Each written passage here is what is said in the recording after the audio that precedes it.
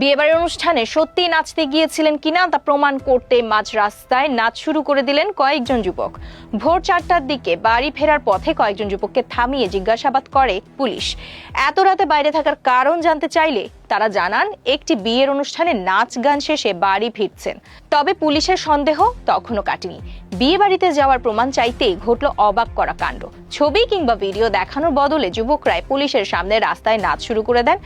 একে একে নাচের নানা মুদ্রা দেখিয়ে তারা যেন বোঝাতে থাকেন বিয়ে বাড়িতে নাচতে যাওয়ার গল্প বানানো নয়, সত্যিই নেচেছেন তারা।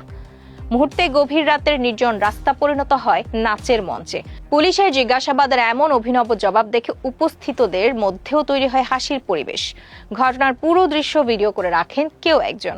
পরে সেই ভিডিও সামাজিক যোগাযোগ মাধ্যমে ছড়িয়ে পড়তে মুহূর্তে ভাইরাল হয়ে যায়।